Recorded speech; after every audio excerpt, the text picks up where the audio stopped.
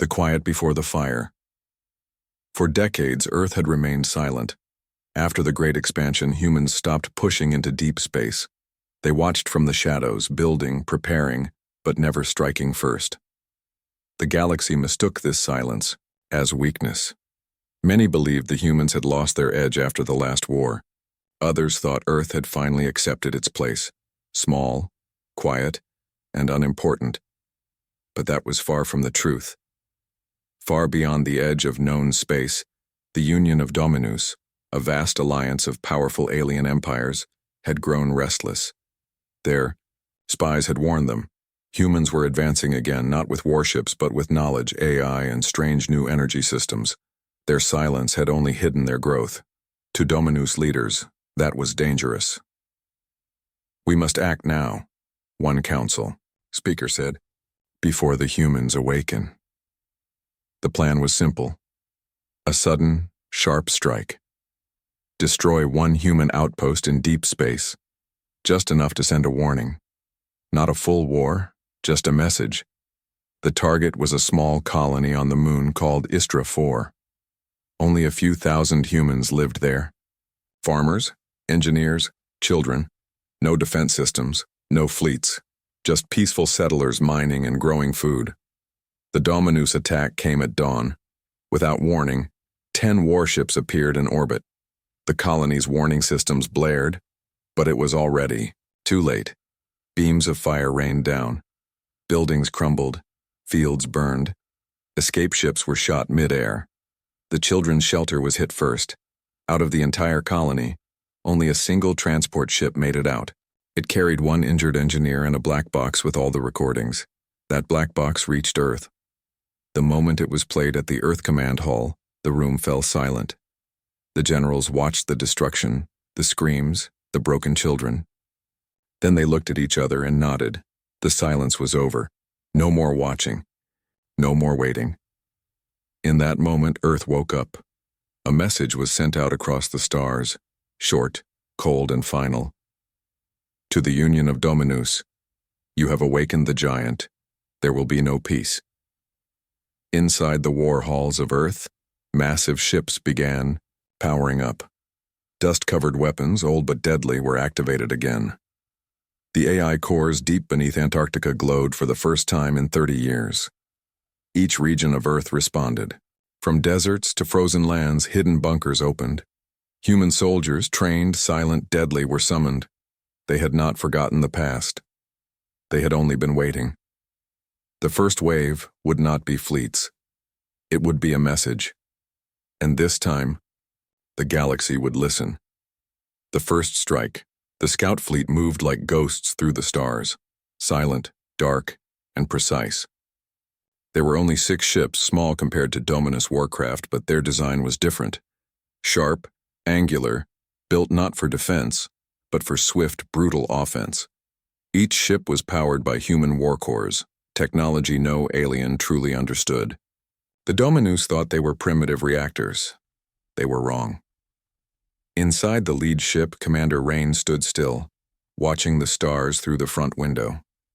His face was calm, but his eyes burned. He had seen the footage from Istra 4.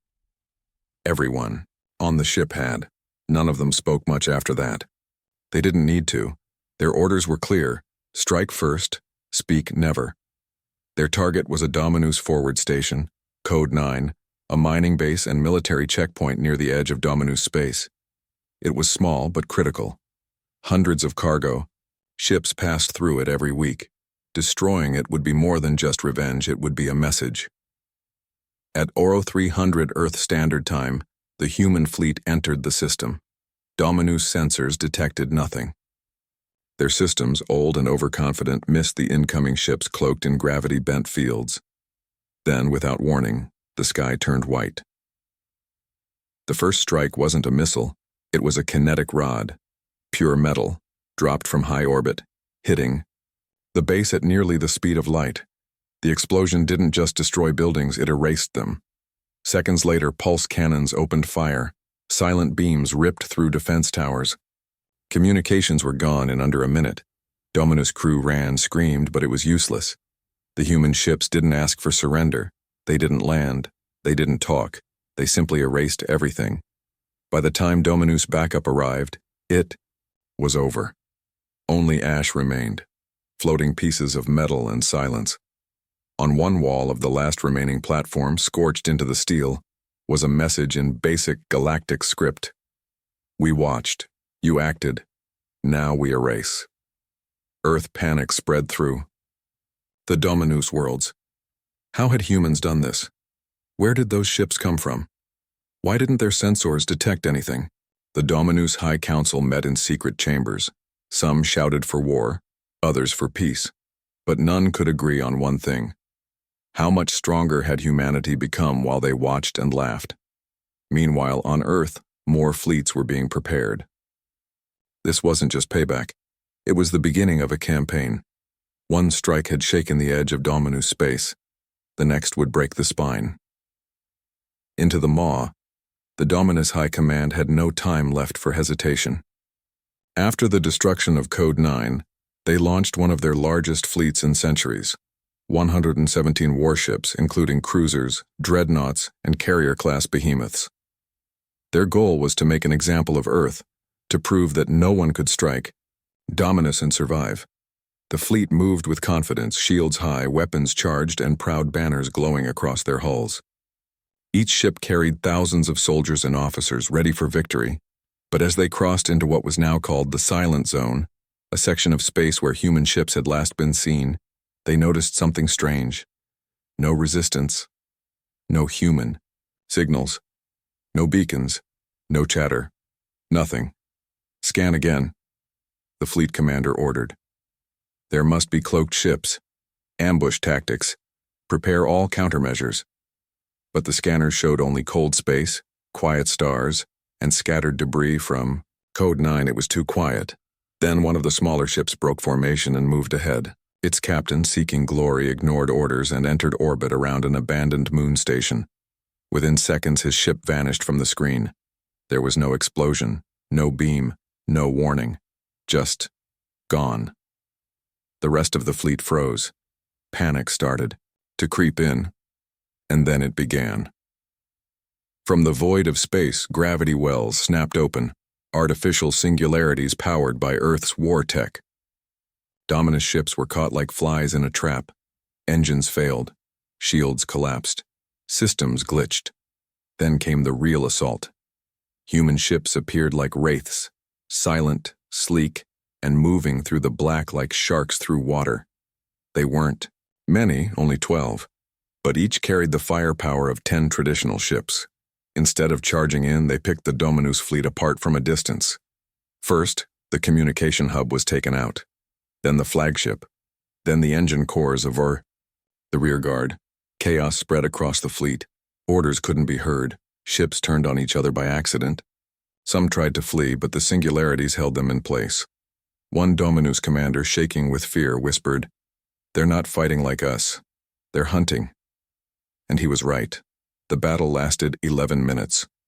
Of the original 117 warships, only 6 escaped, and even they were damaged and terrified.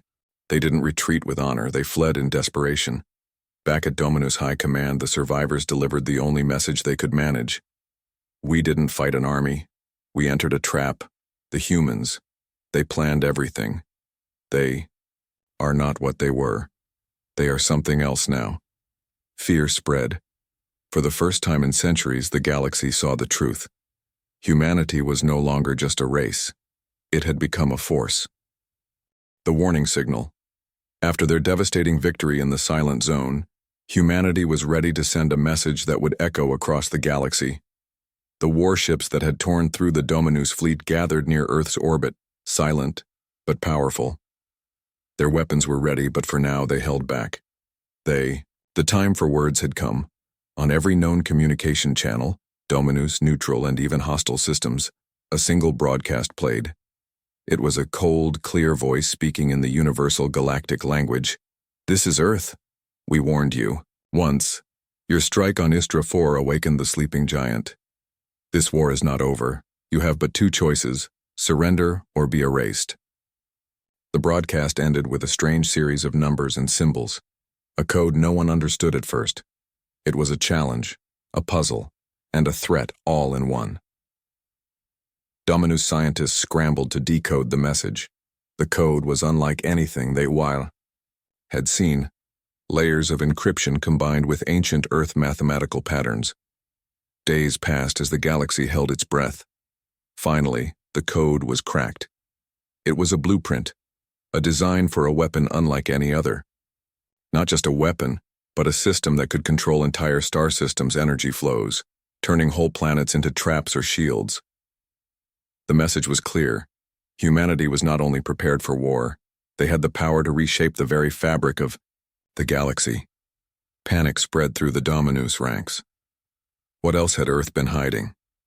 How many more sleeping giants waited to awaken? But humanity did not stop there. Behind the scenes, Earth's leaders prepared a bold plan. Instead of just fighting to survive, they would take the fight deep into Dominus space. Using the new weapon systems, they would control the battlefield itself. The war had changed. It was no longer just about ships and soldiers. It was about control, strategy, and power, and humanity was ready to show the galaxy exactly what that meant. Behind enemy lines, Captain, Lyra stood at the helm of the stealth vessel Vanguard, her hand steady despite the tension in the air. She and her team had been chosen for a secret mission: deploy the new Earth weapon system deep inside Dominus space. It was a task no one had attempted before, and failure meant not just death, but the possible collapse of the entire campaign. The target was a hidden energy relay station, buried inside the Dominus homeworld's outer system. This relay powered much of the Dominus fleet's advanced defenses and communications. If humans could control it, the balance of power would tip decisively. The Vanguard slipped through the void like a shadow. Their cloaking devices made them nearly invisible to sensors. They bypassed patrols, asteroid belts, and mines, guided only by old star charts and new intelligence. But as they approached the relay station, the unexpected happened. They detected signs of life. Dominus civilians, families, children, workers. This was no fortress, but a community built around the station. The humans hesitated. Captain Lyra's voice broke the silence. "We didn't come here to kill innocents. Our mission is clear. Deploy the system and get out. No unnecessary bloodshed." The team moved carefully, avoiding detection. But just as they prepared to plant the weapon, alarms blared. Dominus soldiers appeared, surrounding them. It was a trap. A fierce firefight erupted inside the station's narrow corridors. The humans fought with precision and ruthlessness, but the enemy was close and well prepared. During the chaos, Lyra found something strange: a Dominus scientist holding data pads. He was not a soldier, but an engineer. "Why are you here?" Lyra demanded. The engineer's voice trembled. "Because we don't want endless war. We want peace. Your arrival might be the only chance." Conflicted but focused, Lyra had to choose: press the attack or listen to the enemy's plea. Secrets and doubts. Captain Lyra lowered her weapon slightly, eyes fixed on the trembling engineer. The chaos around them was fading into a tense silence, broken only by distant alarms. The engineer, whose name was Jor, spoke quickly. "Your leaders think the Dominus are monsters, but we are not. Many of us want peace too. The war was started by a few powerful factions that feed on conflict." Lyra's team exchanged uneasy looks. Could the enemy really be different than the stories told? Jor continued. "The outer colonies suffer most. We built the relay to help our people, not to control war. But now, your new weapon threatens everything. It could destroy entire systems if used wrong." The weight of his words hit Lyra hard.